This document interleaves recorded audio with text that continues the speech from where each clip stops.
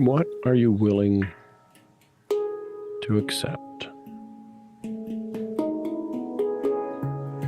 Because no matter how ready you are, no matter how focused you are, no matter how committed, no matter how determined,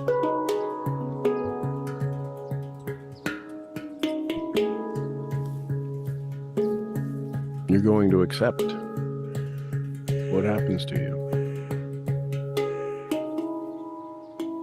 You're going to accept what happens for you.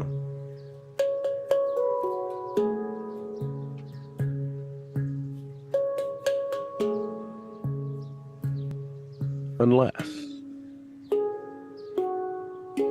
you make a decision of what you won't accept. What won't you accept from the outside world?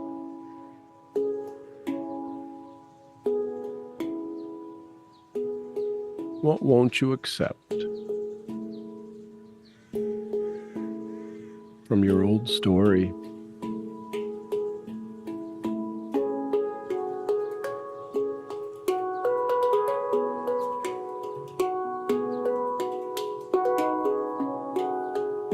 It's all about acceptance. What will you accept from your department of attitude?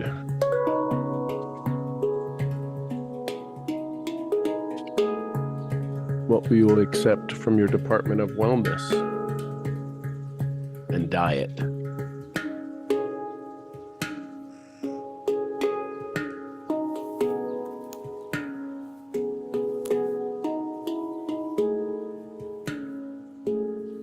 Something recently I've been working on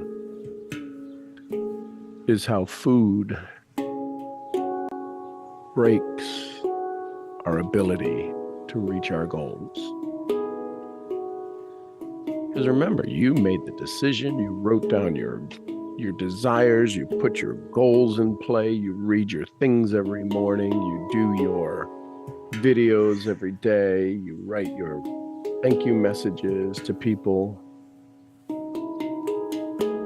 and yet struggle still finds you. So it's food.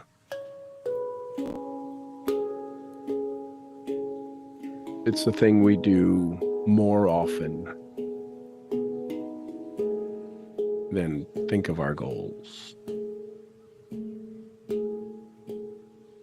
It could be the air we breathe that keeps us stuck. What do you mean by that?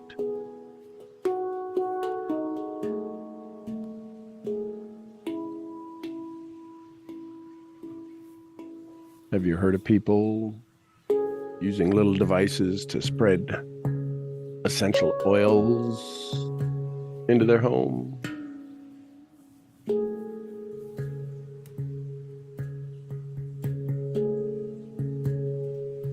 Do you ever smell anything and it gets you excited or brings back a wonderful memory or a not so good memory?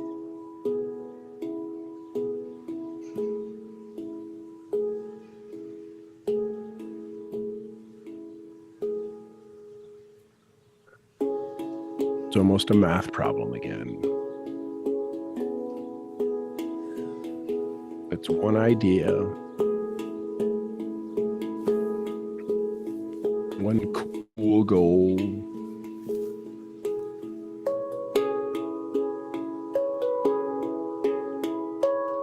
versus the number is staggering, versus 10 million, 20 million bits of data per second. One goal, one desire that gets influenced by 10 million bits of data per second.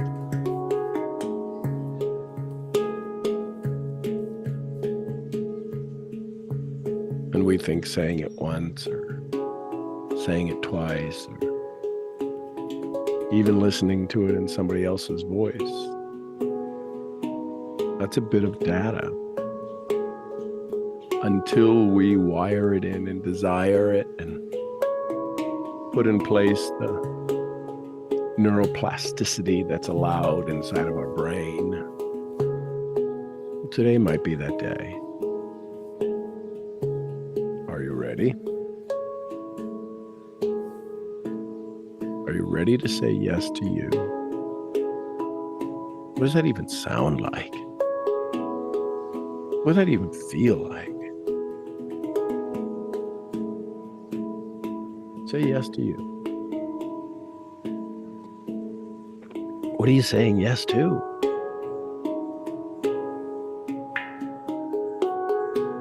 If you were to rise above your house visually, rise above the building that you live in, and just look at you, kind of like in the spy movies where they see the digital image of somebody inside the house moving around. If you were to look at you from 100 feet away,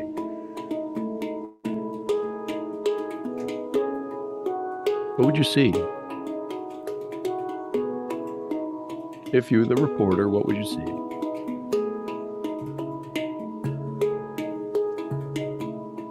What would you say about them?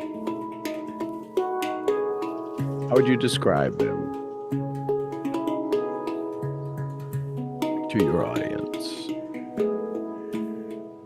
What's their posture?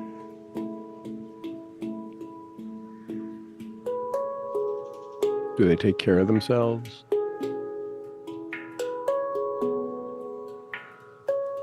What are they a role model for?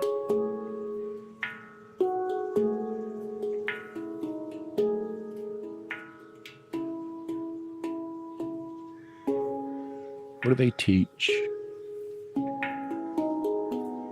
Who do they show up as?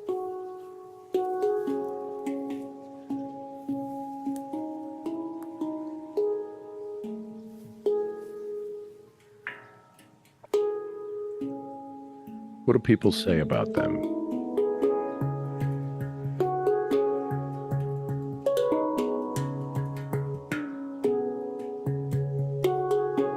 If you, the reporter who's seen many people, could offer a suggestion, what would that suggestion be to this individual you're watching?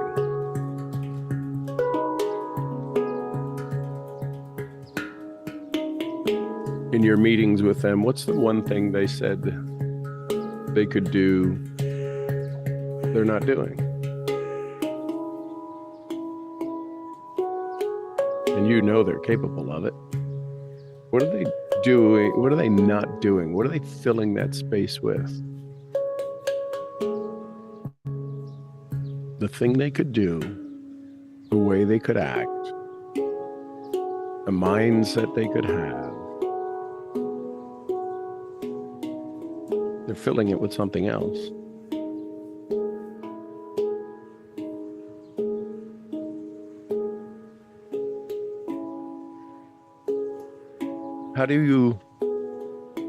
What have they told you? How have they told you they could stop that?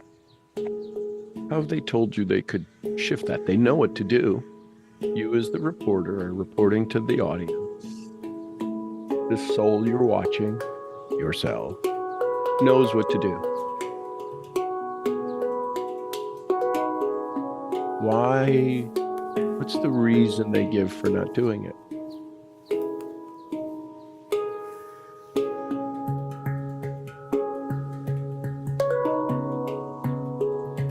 Why do they struggle? What's their story? They've told you why they struggle. Why do they struggle?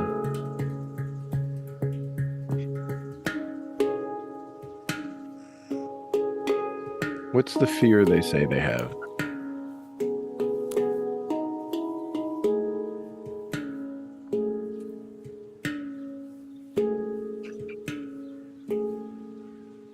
Is that fear real, or is it a delay in their progression?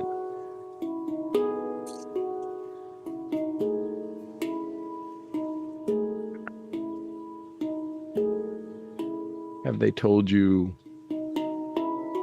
what their enough is enough moment is? What's the moment they're waiting for?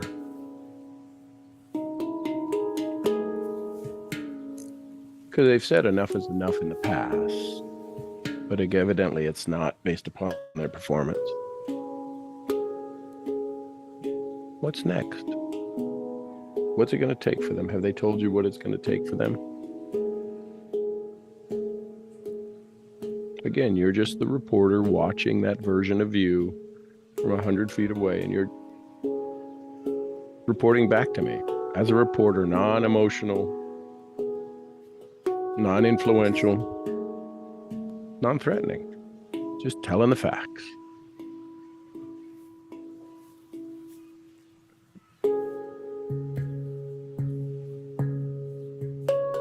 Asking the reporter again, so here's a question, fact. Are they capable of more? Oh, heck yeah. Do they have the skills to begin the process? Absolutely. Do they have a support mechanism around them to guide them? Yep, for sure. Do they use it? No. Why? Well, they want to do it on their own.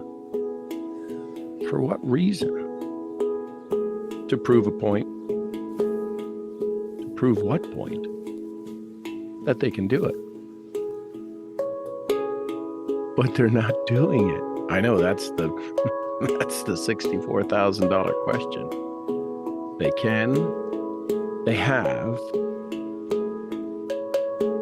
they're more than capable, and yet they don't. Why?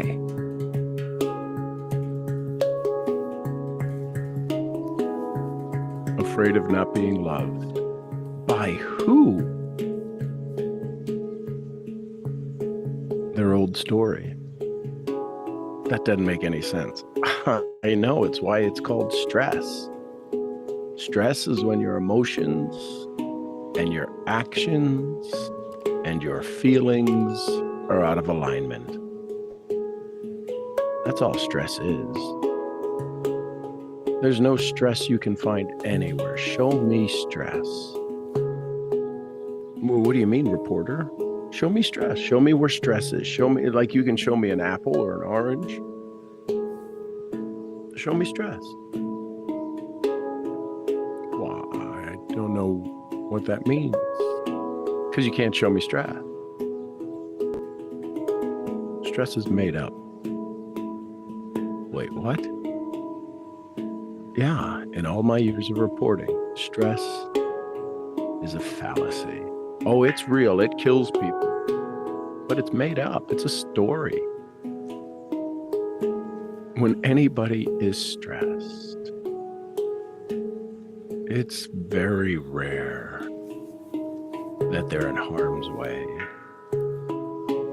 Oh, harm's way is on its way. Harm's way is around the corner. They might have just been through harm's way. But when you're stressed, if you're in harm, you're in fight or flight. That's not stress. Stress is this place. It's kind of like a vacation spot for fear. People want to go to these amazing vacation spots for joy and peace and relaxation. And as soon as they come back, they wind up in the vacation spot for fear. False evidence appearing real. They show up in fear. They show up at the vacation spot of fear, and it's called stress. It's with them everywhere. Your dream vacation, you got to get on a plane, a train, a car, a bus, a horse, a donkey, a mule. And you wind up at a location. You actually leave stress. As soon as you leave that place of joy, of peace, of possibility, of rewire and rebirth, you wind up back in stress. The vacation spot of forever fear. Well, how do they get out of that? Make a decision, decide to leave. Wait, it can't be that simple. Seems to be. Seems to be just that simple. Well, why don't they make it? They're afraid. They won't have a stress story anymore. Wait, what? Yeah, they call it this comfort zone. It's actually a pain zone they're comfortable in. Well, what do we need to do to break them out of it? You can't. There's nothing you can do. They have to do it. That's why all the books and all the tapes and all the seminars and all the trainings, none of them help. Well, you can't say that. I can't. Look at the results. Look at the results. Do they really help? Are they where they want to be? Are they on the way of where they want to be? Listen, I'm just the reporter.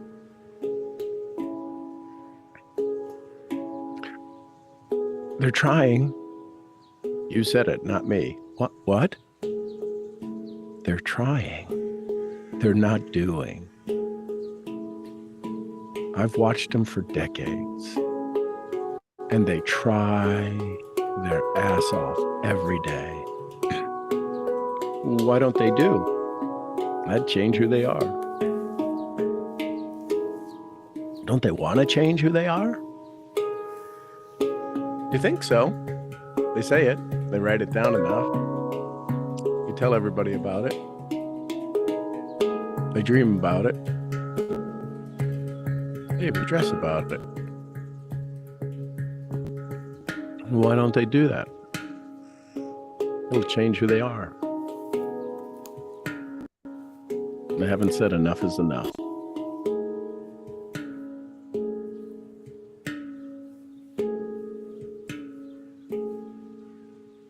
So what do we, hey, listen, I gotta go. They're getting ready to go do something.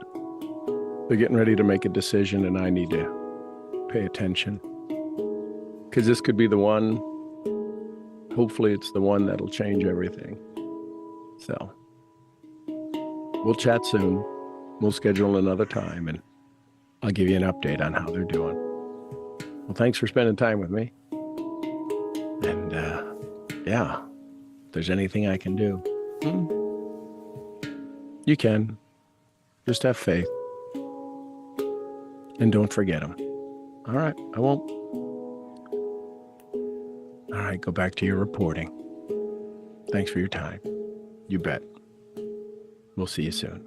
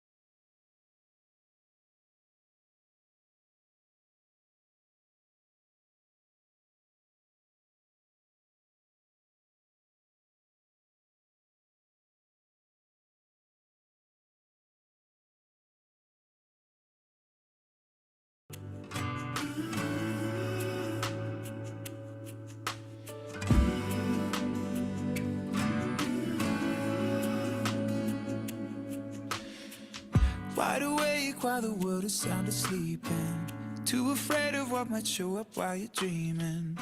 Nobody sees you. Nobody will believe you. And every day you try to pick up all the pieces, all the memories that somehow never leave you. Nobody sees you. Nobody will believe you. God only knows what you've been through. God only knows what they say about you. God only knows how it's killing you. But there's a kind of love that God only knows. God only knows what you've been through. God only knows what they say about you. But God only knows the real you. 'Cause there's a kind of love that God only knows. God only knows the real love. Good morning, everybody. Welcome to episode 1951. I am your brain training, brain scrambling misfit. So, takeaways from this morning's little kick you in the shin meditation. YouTube, I love you. We'll see you soon. Join us at unlearnme.live, unlearnme.live.